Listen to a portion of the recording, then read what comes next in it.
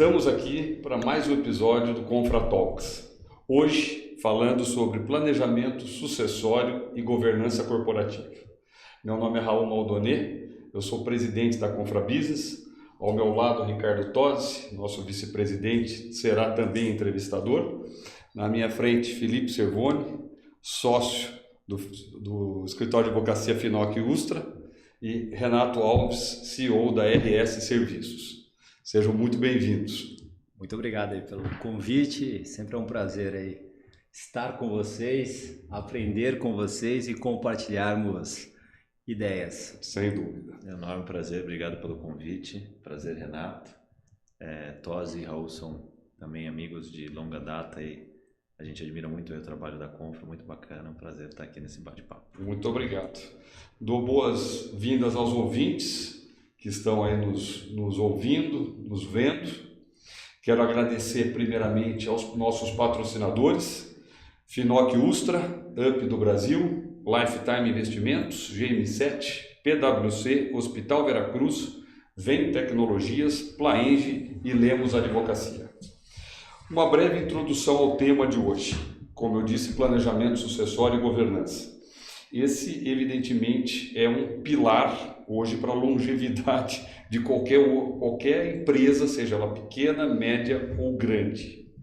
Então, a gente vai poder discorrer aqui sobre as melhores práticas e o que isso interfere no dia a dia das empresas. Então, a minha primeira pergunta vai para o Felipe. Felipe, como que você define hoje o papel do planejamento sucessório dentro da estrutura societária de uma empresa? Raul, Renato, Tosi, acho que primeiro que para você tratar uma empresa ser perene, preservar um legado, né? Todo um suor de décadas e de que foi construído, não tem como você fazer sem você ter regras muito claras, muito transparentes, definindo o papel de cada um, definindo o fórum que vai ser debatido, os temas, para você disciplinar, principalmente coisas sensíveis, né? Empresa de controle familiar, você tem não só a empresa, mas você tem o patrimônio familiar, você tem a relação familiar que é sensível. Então, ter um bom planejamento da sucessão, você possibilita, primeiro, disciplinar esses temas bem sensíveis, de uma forma objetiva, e ter essas regras claras, mas no fim do dia, realmente dar perenidade para uma empresa, realmente preservar um legado através de você ter mecanismos muito claros de como você ter essa preservação. Além do que, no fim do dia também no planejamento, você acaba ganhando eficiência na operação, você acaba ganhando melhora de custos, né? Toda aquela energia emocional, Sim. Toda aquela energia que você estaria discutindo, né? Sim. Um tema sensível, você deixa aquilo de lado para não ter mais discussão, ter um procedimento claro para focar no negócio. Então, ela é essencial para a perenidade do negócio, para preservar. Então, você acaba investindo no negócio, mas também você acaba preservando esse legado, possibilitando que ele vá seguir para frente. Porque no fim do dia, ao não fazer, essa empresa vai acabar ou entrando num processo de M&A, porque ela não conseguiu fazer sucessores, né? Seja sucessores operacionais, seja sucessores sócios familiares ou amigos de faculdade que ficaram juntos e iniciaram um negócio, ou ela vai acabar quebrando, justamente porque ela não conseguiu trabalhar essa perpetuar, exatamente. Exato. E ao fazer essa lição de casa, ao fazer um bom planejamento sucessório, ter uma boa governança, ela vai se perpetuar. Acho que esse é um bom resumo. Sem dúvida. É uma mudança de cultura, literalmente. Mas nós falamos de sucessão, muitas empresas falam com muita tranquilidade. Não, a sucessão da minha empresa é assim, né? É simples, né? E eu falo que sucesso e fracasso andam lado a lado. É uma tênue linha entre os dois. Aproveitando isso, eu já queria te perguntar, quais são os erros mais comuns, na sua opinião, nas empresas que negligenciam o planejamento sucessório? São erros fatais, como o Felipe comentou. Para você ter qualquer negócio duradouro, você precisa de planejamento. Eu falo que a gestão eficiente, ela precisa de pessoas, de processos. Hoje, no momento atual, muita tecnologia, mas sabe as regras do jogo? O Felipe, que é especialista no assunto, sabe muito bem. Quando você tem as regras definidas, você evita conflitos maiores no futuro. Sem dúvida. Porque as famílias crescem, os filhos muitas vezes não pensam como nós, os interesses são diferentes, São distintos. E quando você não tem isso bem definido no seu plano de negócios, que eu falo que a sucessão ela tem que estar dentro do plano de negócios. Nem antes, nem depois, dentro do plano. Perfeito. Na RS... Ela faz parte desse todo. Na RS, em 2006, quando eu criei a empresa com mais 3 pessoas, o plano de sucessão estava ali. Já fazia parte desse arcabouço. No primeiro ano de empresa. Que bacana, isso é raro, hein? Raríssimo. As pessoas falavam assim, pô, Renato, você pensa muito lá na frente. Eu sempre levo na minha vida profissional e também no meu lado pessoal, que são ciclos de 5 anos. Já falei com o Ricardo, já falei com o Raul sobre isso. Não está nem tão longe, nem tão perto. Necessariamente eu vou passar aí por uma transição política que mexe com a economia do nosso país, do mundo. E sempre foi assim. E quando eu criei a empresa, eu tinha meus sonhos pessoais, de ter uma família, ter filhos. E sempre gostei de estudar muito as empresas familiares no Brasil. Quantos cases que foram, né, fracassos totais na sucessão. Na sucessão. Inclusive porque tem empresário que vai colocar o filho, alguma coisa assim, na gestão da empresa, mas o filho está muito mais perdeiro do que para sucessor também, né? Eu já vi vários casos disso daí. O herdeiro não necessariamente vai ser ali um se-levo dentro da empresa. Isso aí. Exato. Muitas vezes, uma vez escutei isso há muitos anos atrás, de um pai de um amigo. Ele falou, olha, muitas vezes é melhor o herdeiro ficar em casa. Vai custar menos para a Eu empresa. conheço alguns casos também. Por isso que nós temos o conselho, né, Felipe? Por isso que o conselho, muitas vezes a família vai para o conselho, não vai para o core do negócio. Sim. Cada um vai desempenhar o seu papel, né? Às vezes, Vai poder às contribuir. vezes você tem membros da família que realmente estão preparados, né, para operação, para assumir ali uma gestão. Às vezes você tem membros que realmente têm uma formação, passam por um processo de formação para compor um conselho bem estruturado, né, seja ele consultivo, fazendo uma transição para um conselho de administração, ou às vezes você pode ter aquela pessoa que não quer ter um envolvimento e vai estar lá simplesmente acompanhando o resultado, uma reunião de sócios, uma assembleia. Então acho que é definir cada um dos papéis, né? A gente estava falando aqui de erros, de desafios. Acho que um dos principais pontos quando você fala em sucessão, governança, é você realmente atacar a dor, né? Você atacar temas sensíveis, às vezes, nem em relação familiar, uma relação do sócio, que você tem que tratar um tema ali que você fica, né, empurrando ali para postergando, né? para levar no tapete, mas no fim do dia, não tratar essa dor vai gerar um impacto grande no futuro, ou pode gerar um risco enorme, às vezes até da continuidade da empresa. Então, tratar essa dor, ter essa regra clara, é essencial. E a gente vê muitas empresas familiares que às vezes, né, você tem um patriarca, você tem ali a família, ou você tem um poder muito centralizado que não quer tratar esses temas ou enxerga com uma complexidade muito grande. Então é importante esse tipo de bate-papo para trazer mais, né, pro chão aqui os familiar conceitos. também, né? Exato. Mas a empresa familiar, a grande dor é emocional. Quando você está numa empresa ali familiar de anos, a dor é emocional. A passagem do bastão, ela é sempre mais difícil. Uma mistura de sentimentos. Porque você volta no passado. Fui eu que comecei isso. Quanto que eu lutei para chegar até aqui. Quando um fundo, por exemplo, tem interesse numa empresa familiar, a negociação muito mais é no emocional Do que no racional. racional. E a sucessão envolve muito isso. Quando me perguntaram lá no começo, no primeiro ano de empresa, e aí falamos aí com toda essa audiência, que quando você quer montar um negócio, você tem que colocar o teu plano ali na mesa. O que você deseja para sua empresa, onde você espera chegar. E aí nós temos as variáveis. Por exemplo, esse é o caminho, eu mudei minha rota, meu irmão quer entrar, meu primo quer entrar, um sócio novo quer entrar. Aí são as regras do jogo. Aí eu contrato o Felipe, fala, Felipe, ó, isso aqui é o rabisco, isso aqui é o rascunho, e eu quero que você coloque tudo isso no contrato. E foi isso que eu fiz em 2006. Porque daí aqui... Você já previu isso lá atrás. Evitamos conflitos. Exatamente. Deixa eu até pegar esse gancho aí, falando de fundamentos e desafios, né? Você como CEO aqui, fundador do grupo, e para a população que você tem aqui dentro da empresa, quais são os principais desafios que você encontrou para implementar a governança? Desafio familiar, que seja, ou seja, estrutural? Na RS não tem a parte familiar, porque eu não tenho nenhum familiar. Familiar com você no negócio. Eu montei o negócio e ficou totalmente profissional. Respeito muito as empresas familiares. Tenho clientes, meu primeiro cliente, que está conosco há 19 anos, é uma empresa familiar de muito sucesso, com um plano E tem grandes exemplos, né? de sucessão muito bom. Né? Temos o passado da Abílio Diniz. Abílio Diniz, Sem dúvida. ali foi um case que eu aprendi muito. O Abílio assumiu lá o Pão de Açúcar, quase que fechando. Ele afastou toda a família e montou ali um plano, né?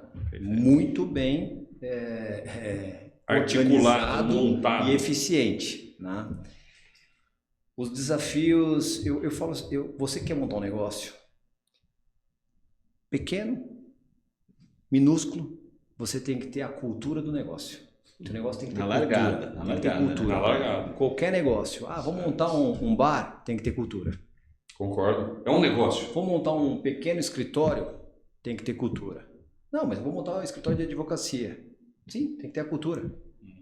Cada negócio tem sua alma, tem sua cultura. Sua essência. Né? Exatamente. E quais são os desafios? Principalmente aqui no Brasil, os profissionais, eles acabam criando obstáculos quando você define processos.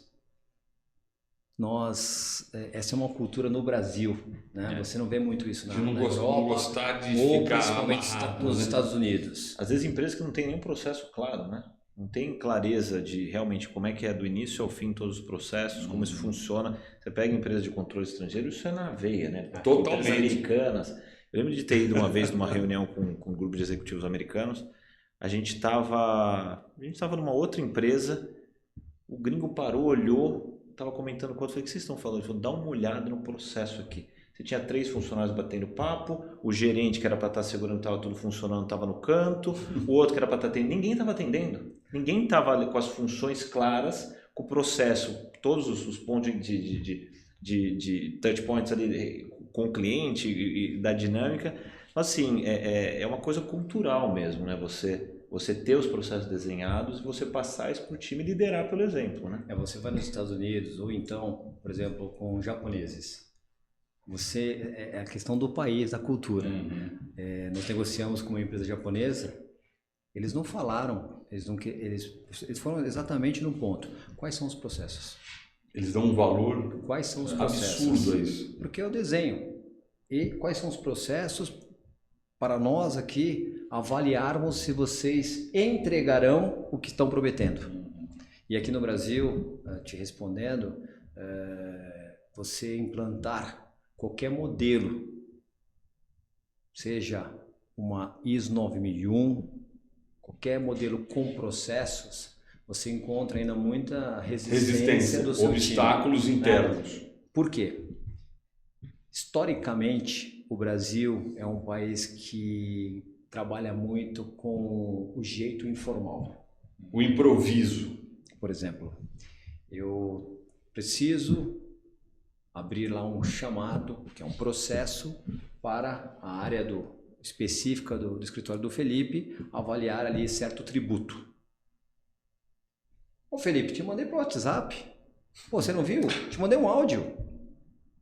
E as pessoas não entendem que os processos, eles geram evidências.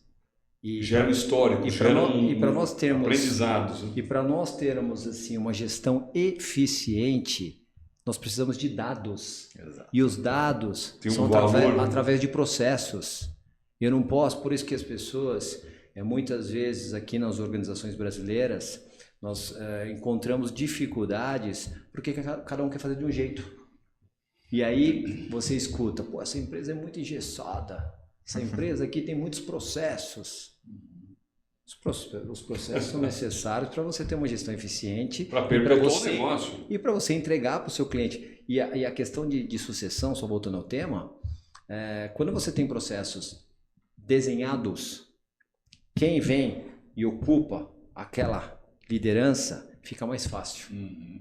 Esses dias eu estava, até inclusive foi um evento de vocês, né? Nós estávamos conversando com um grande CEO de uma área de varejo, e ele falou que teve que redesenhar todos os processos.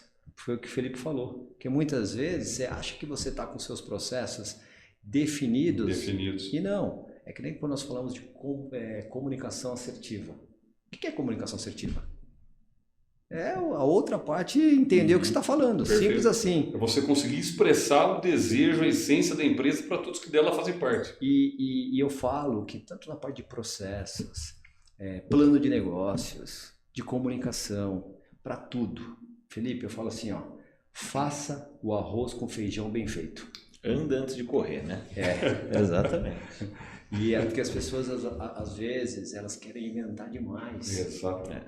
Quer florear demais. Você quer falar de processos na empresa? E aí, faça uma pergunta simples. Me apresente o organograma. Que é o início de tudo, né? É básico, né?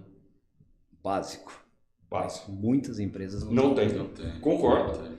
É o básico do básico, mas muitas realmente não tem. E você sabe que um dos pontos-chave para uma boa governança, até o próprio planejamento da sucessão, é todo o time ser permeado por uma cultura de visão de longo prazo. Sim. Se você conseguir transmitir para todos da empresa qual é a visão dos fundadores, qual é a dor do cliente que você está solucionando, as coisas fluem de uma forma completamente diferente, porque os processos vão mudar, os desafios vão surgir, mas tudo desdobra disso, né? O próprio planejamento estratégico, os cargos e funções, os desenhos de carreira, preparar a sucessão, mas assim, se você não tiver o time com essa cultura clara, você vai ter esses desafios, né? De você ter um bom sistema e não imputar o dado, você saber o processo, mas não seguir, né? Então, assim, é um desafio grande. E até aproveitando você tinha tocado na cultura organizacional, né? Aproveitando para aprofundar um pouquinho mais, como que você acha que a cultura organizacional influencia na aceitação de práticas de governança da empresa?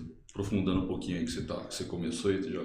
Perfeito, esse é um tema de pessoas, né? Acho que ambos aqui, né, são empresas de serviços, né? E pessoa é o nosso coração. E a cultura realmente é tudo. Na minha visão, a cultura ela passa principalmente pelo exemplo da liderança, né? Você não consegue criar procedimentos, processos, regras se claramente aquele conceito do líder, né? E hoje tem muito, né, em pessoas o líder, arrasta, a importância do propósito, né? De você vincular esse propósito, mas esse líder realmente ser um expoente dessa cultura. E aí você consegue ter uma aderência maior de um planejamento sucessório se você claramente tiver um plano de carreira baseado em meritocracia, em transparência. Como é que você vai preparar o seu sucessor se você não tiver essas bases, o que o Renato falou, né? Como é que o básico é ter um organograma claro do time, de cargos e funções, para a partir daí você preparar a sucessão. E é que sucessão é sempre importante a gente separar, né? Uma coisa é sucessão operacional, que processo de profissionalização, né? Você ter, e uma empresa de serviço, isso é crucial, porque é o maior ativo, né? Então, os grandes líderes de uma empresa de serviço são quem vão carregar o core. É o core do business. Então, você ter esse líder, primeiro, vinculado a essa visão de longo prazo, segundo, com uma sucessão preparada, ou seja, que ele faça mais 2, 3 liderados assim sucessivamente. Disseminação da cultura, né? É o grande ativo da empresa. E aí você olha, por outro lado também, nos casos de empresas de controle familiar, como você está preparando essa sucessão familiar. Porque muitas vezes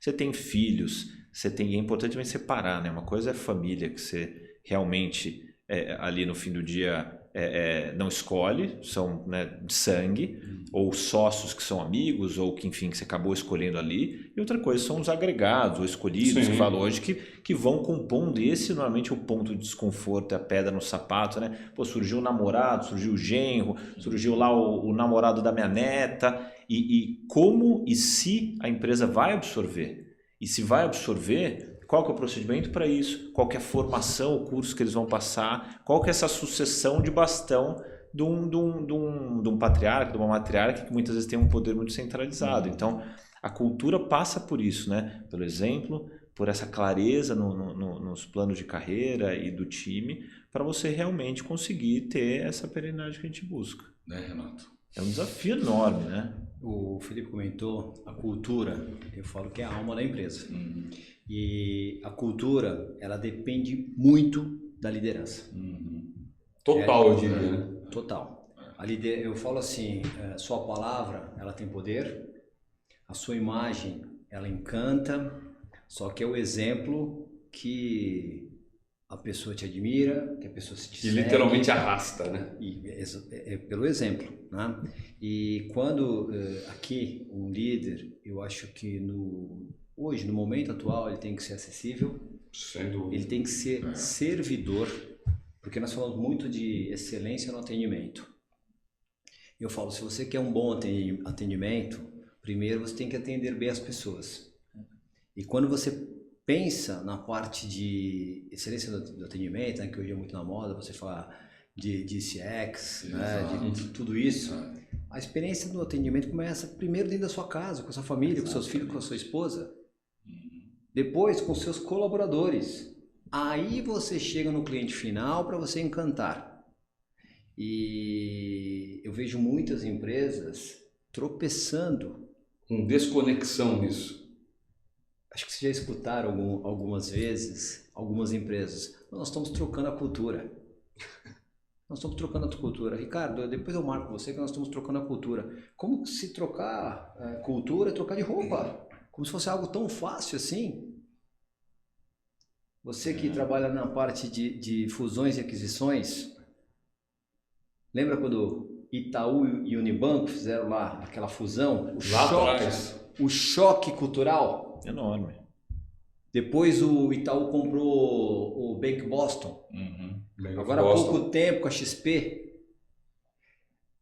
Nós aqui trabalhamos também, monitoramos o mercado, buscando, né, aquisições. A primeira avaliação, Felipe, não é do tamanho ou do valor que aquela empresa representa para nós. Pode representar. Cultura. A integração de cultura. É a cultura. É o maior desafio. É o que vai dar um match. Porque se eu compro uma empresa, eu faço a aquisição da incorporação de uma empresa que tem uma cultura totalmente diferente. A energia que você vai gastar nesse processo, ela pode trazer muito problema. E eu falo assim, ainda sobre a liderança, o líder hoje, ele tem que trabalhar muito a sua humildade. Porque quanto mais crescemos, mais destaque, mais poder. Ego e vaidade acompanham de uma forma desmensurada. Quanto maior o seu ego, menor sua humildade. Inversamente proporcional. Quanto maior o ego, mais perto do fracasso você está. E as pessoas confundem muito humildade e simplicidade. São conceitos distintos. Eu escuto muitas vezes as pessoas, não, eu sou muito humilde, você não sabe de onde que eu venho. Eu venho de um lugar muito simples, você é simples. Não necessariamente humilde. Como nós temos que ter esse exercício diário. Né? Eu estou humilde hoje? Pô, será que eu não pisei na bola? Porque o ser humano é tentado. Não, e é uma das virtudes mais importantes, sabe? Porque eu gosto muito de ler pensadores, histórias. Eu li um livro do Benjamin Franklin que falava, ele criou, né, um passo a passo das virtudes que ele tinha que seguir. E ele apresentou esse plano dele no Congresso americano. Fizeram um comentário, falou assim, tá faltando uma virtude. Ele estava dizendo que ele estava conseguindo diariamente cumprir quase todas as virtudes. Todas elas. Ela está faltando humildade. Sem ela, você dificilmente consegue até interagir com essas virtudes. Então, eu acho que a gente estava falando aqui de novo, empresa de serviço e servir. Tá ligado a isso, né? Você fazer por outro o que você gostaria que fizesse para você. Servir até se for lá filosoficamente, está ligado ao amor. Então, assim, E aí, ao servir, você realmente está presente, ouvindo como líder, você realmente está fazendo para o outro o que você gostaria, você está realmente querendo passar o bastão, descentralizar suas funções e competências e passar Sim. isso, ou não, né? Uhum. Ou você tem uma visão egóica, de poder, então, assim, passar por... E no fim é um super líder, né? Porque a maioria das pessoas não estão preparadas ainda. Então, realmente, demanda treinamento, conscientização, né? Acompanhar com gente, com gestão, toda essa transição. E é um baita desafio. Ainda mais vocês aqui com mais de 10 mil funcionários. Hoje, aqui na empresa, eu falo que todos os dias eu estou aprendendo. Estou aprendendo com vocês hoje. Sendo, a gente ensina e aprende. Sim, e eu falo que assim, o conhecimento, ele é infinito. E é o melhor O investimento. céu é o limite. E é o melhor investimento que você tem. Como você também gosta de ler bastante, é importante você a leitura, acompanhar, né, as redes sociais, o que está acontecendo Sim. pelo Brasil, pelo mundo, que é Sem dúvida. onde você se conecta, né, cada vez mais. E para nós, né, que trabalhamos aí no mundo corporativo, isso é muito bom para relacionamento. Porque você está atualizado E preparado. e preparado. Renato, eu quero pegar um gancho nisso que você falou. Eu queria que vocês dois compartilhassem um momento das suas empresas em que a governança foi decisiva para a continuidade dos negócios. Fique à vontade. Quem responde primeiro? Vai lá. O momento mais complicado foi exatamente na pandemia. Acho que foi uma prova, né? Que nós Para o montamos teu business foi uma prova. Ali nós tivemos que ter ali um plano muito organizado. E aí nós montamos um comitê de crise. Todos os dias, às 14 horas, o governador aqui do estado de São Paulo, que era o Dória, Eu lembro, ele vinha público e falava tinha sobre... das 12h30 até as 14 horas, ele dava uma entrevista Fazer o coletiva. pronunciamento dele. Como ele sempre é, né, pontual. E aí às 14h10 esse comitê se reunia para nós termos aí quais, né, as novas ações, as estratégias. E aí nesse ponto foi assim, esse plano nosso de governança foi muito importante, porque ali nós conseguimos virar o jogo. E mesmo na pandemia, em 2020, nós fechamos o ano com um crescimento de 4%. Nossa, fantástico.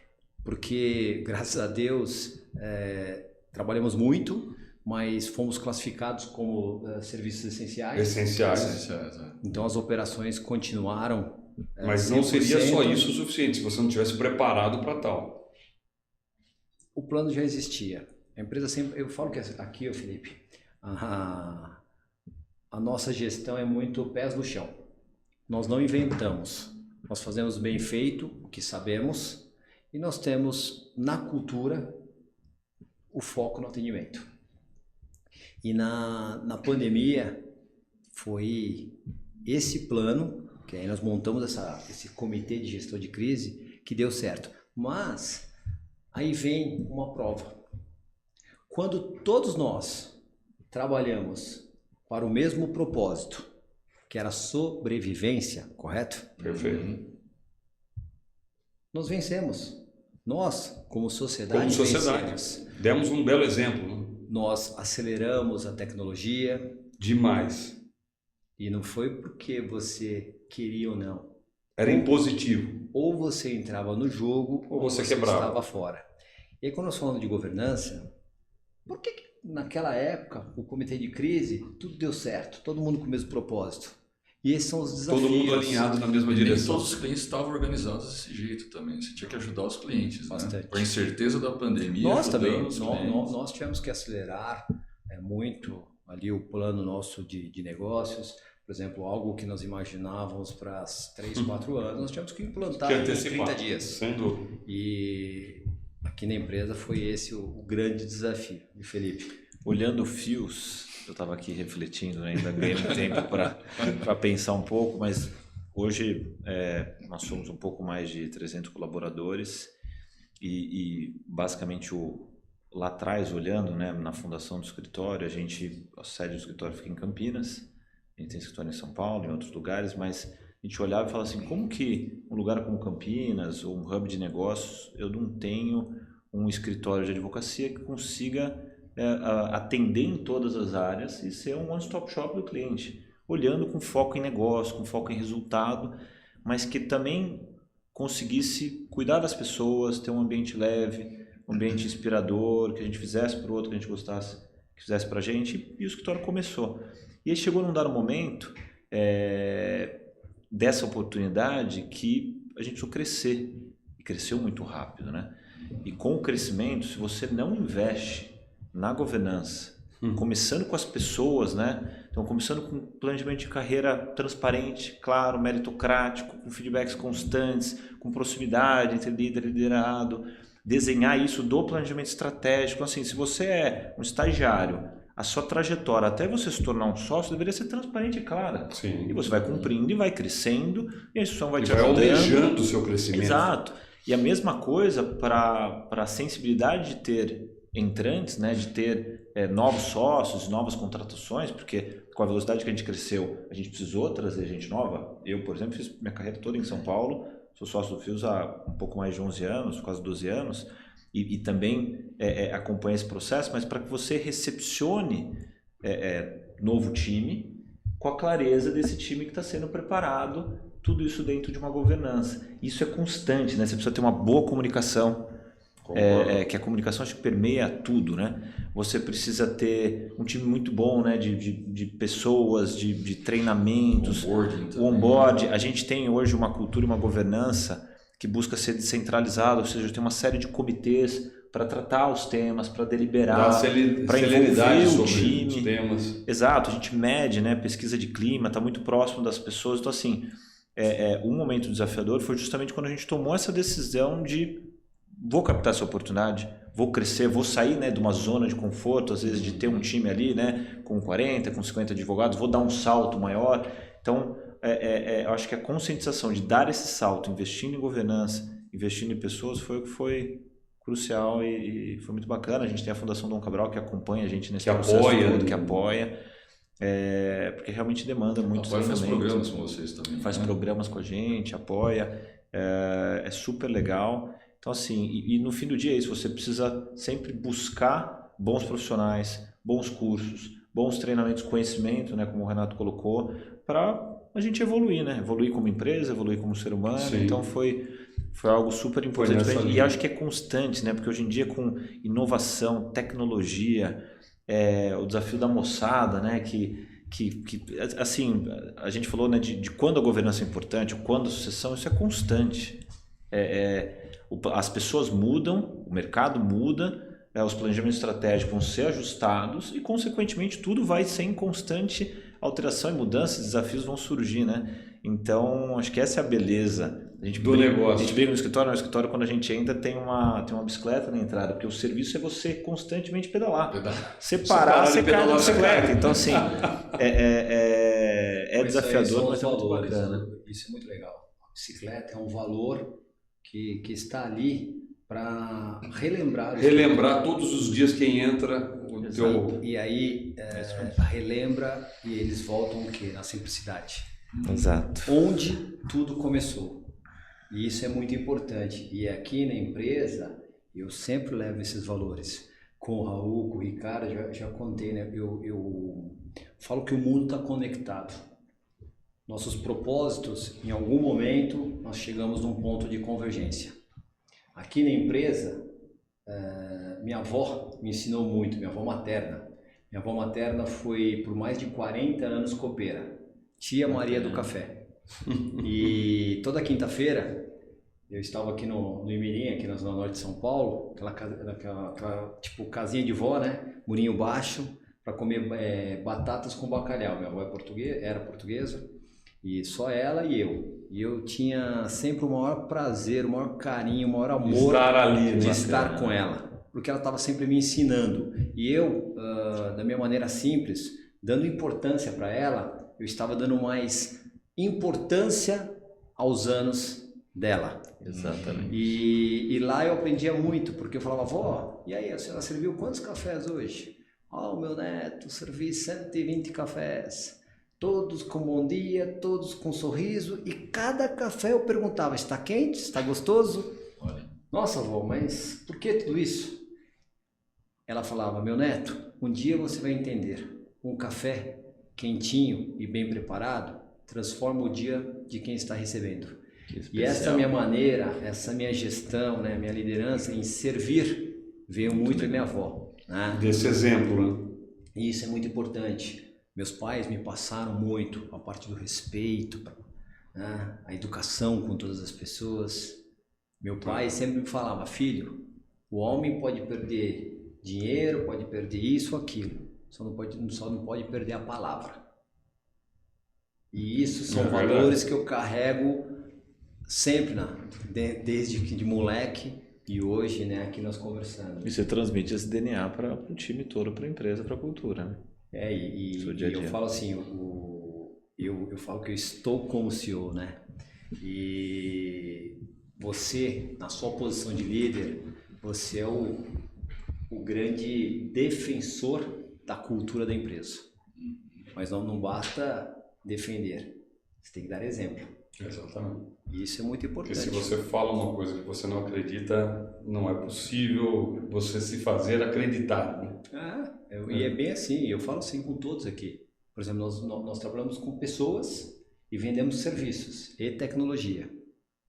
Você só vende O que você comprou, exatamente. você acredita. Pessoal, o papo está maravilhoso, vamos ter que só acelerar um pouquinho, porque esse assunto para ficar 2, 3 horas. Só terminando esse tópico, nesse nosso bloco de casos práticos e aprendizados, eu queria perguntar para você, Felipe. O Renato não vale porque ele já falou do que ele começou com o business já com planejamento sucessório, ou seja, ele vê muito à frente, a gente sabe que isso é raríssimo.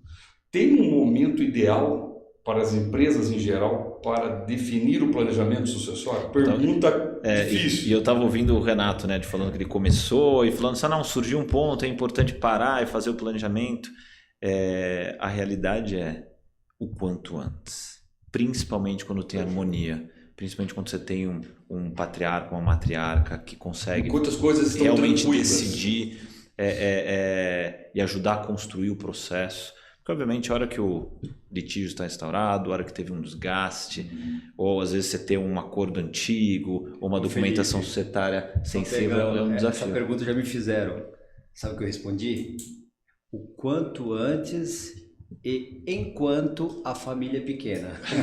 Tem mais Porque disso. depois você vai ter que articular muito melhor. Mas você sabe que muitas vezes o gatilho para iniciar uma governança, um planejamento sucessório, é justamente o aumento, né, da família, então, né, esses agregados chegando, ou algum momento em que a gente senta com a família, explica, ou um podcast como esse em que a informação vai chegando mais digerida e gera uma conscientização, mas isso precisa ser feito quanto antes, né? Aquela família que ainda discute temas da empresa no churrasco de domingo, ou que inicia uma conversa, normal, né? Vai lá depois da missa e fica discutindo uma série de assuntos sem pauta, sem pauta, documentação, sem as um pessoas emocional, corretas. a flor da pele. Então, assim, realmente precisa passar por um processo, né? Um processo de conversa, de entrevistas, de preparação, de trazer o que funcionou, o que não funcionou, trazer alguns procedimentos.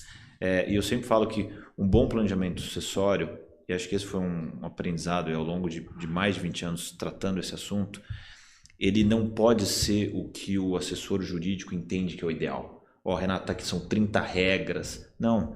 Primeiro você tem que ouvir, entender os valores, os princípios. Tem que entender a cultura da empresa. Tem que entender exatamente a dinâmica familiar. A gente, quando conversa... Normalmente quem entrega as famílias são as mães, né? Você conversa com os irmãos, com os filhos, está tudo ótimo, eu adoro meu irmão, adoro minha nora, o pai também, está tudo certo, nessa empresa é o que manda, não sei o que, você conversa com a mãe entrega tudo.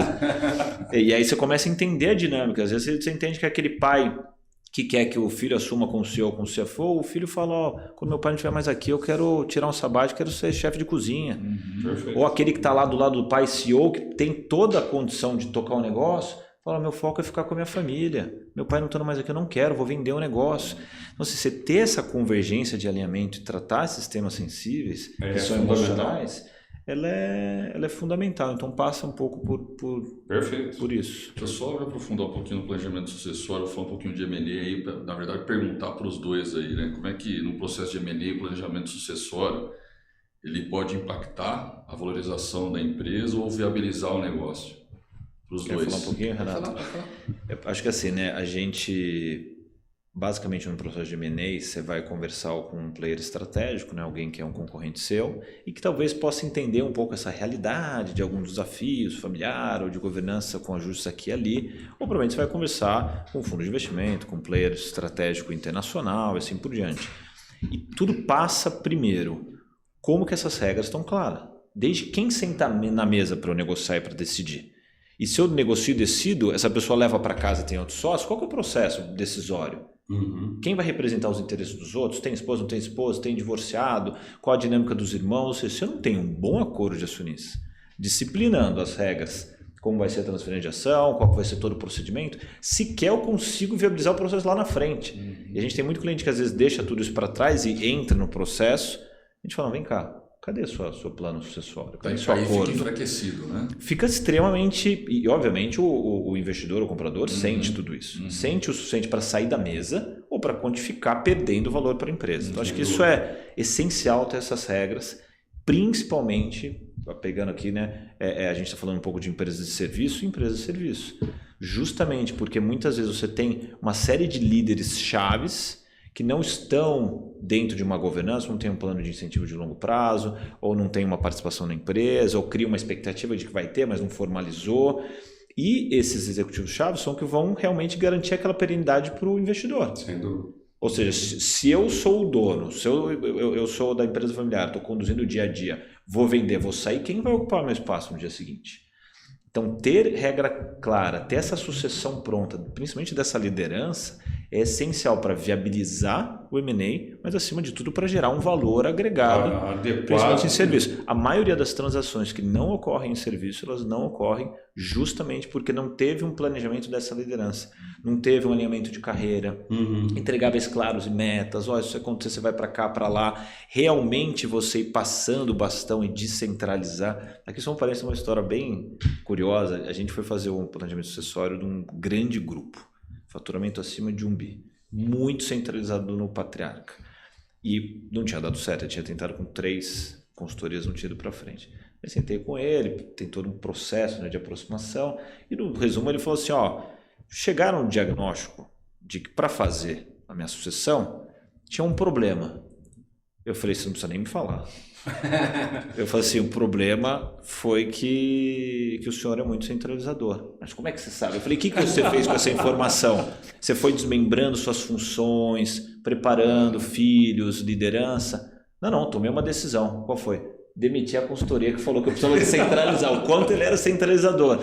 E a gente fez todo um processo para mostrar todos os danos, os riscos e tudo que ele tinha construído e no fim do dia até o risco de perder. E ele foi compreendendo, ele foi projetando no futuro, entendendo o risco e voltando. E falou, é verdade, isso aqui eu preciso delegar para o meu filho. Isso aqui eu preciso delegar para minha sobrinha. Lúdico, então, assim, aí. exato. Então, assim, esses desafios para viabilizar, seja uma sucessão, seja uma transação de M&A, são essenciais, porque no fundo você realmente compra a carteira de clientes, você compra um ativo, mas você está comprando as pessoas. Sem dúvida. Então, acho que isso é, sem Esse dúvida, é o super ponto, importante. Renato, só o Renato completar aqui. Bom, completando e sendo objetivo na tua pergunta, quando você tem um plano de sucessão e um plano estratégico definido e que possa ser, né, passivo de uma auditoria, você está ganhando negócio. O investidor ele chega, principalmente o estrangeiro, ele enxerga isso como um bom negócio para ele e às vezes você consegue até ali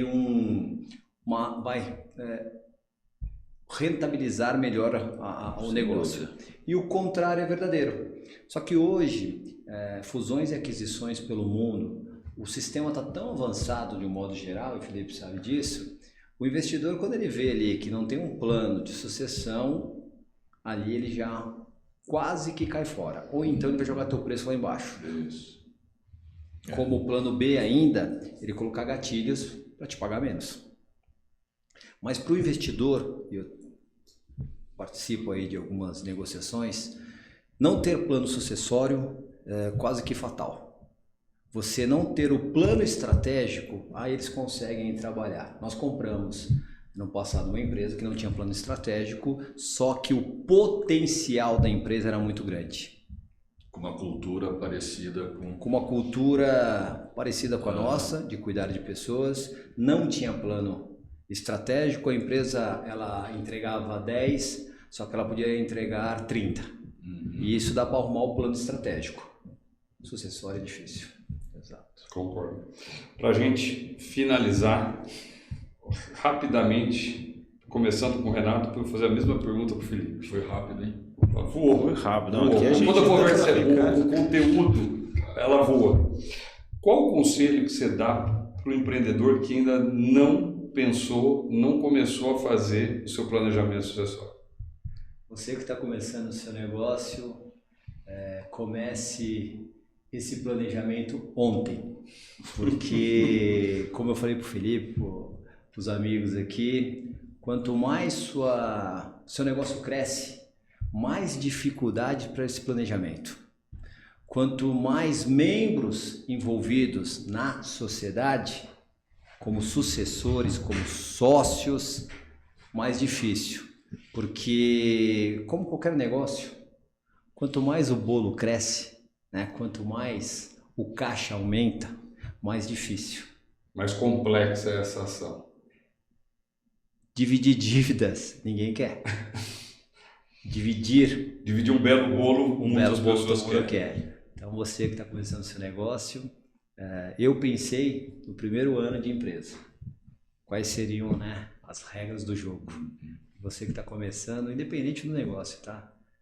Pensar no planejamento estratégico, no plano de sucessão e, principalmente, qual que é a cultura do seu negócio. Perfeito. E você, Felipe? Qual conselho você dá? O conselho que eu dou para todos que estão acompanhando a gente e nos ouvindo é: não deixe para amanhã para fazer o planejamento sucessório, não deixe para amanhã para investir em governança. Acabe aquele ciclo não virtuoso de brigas, de discussões, de poder centralizado, porque basicamente tudo que foi construído na empresa, desde a fundação, todo o suor daquele fundador, daquela matriarca, daquela família, ele corre um sério risco, se não fizer essa lição de casa, de ser perdido. Da empresa realmente ir para o buraco, da empresa não gerar resultado. E ao fazer toda essa lição de casa, você no fim do dia melhora o negócio. Além de você ter uma tranquilidade de conseguir colocar a cabeça no travesseiro e falar: já deixei tudo encaminhado.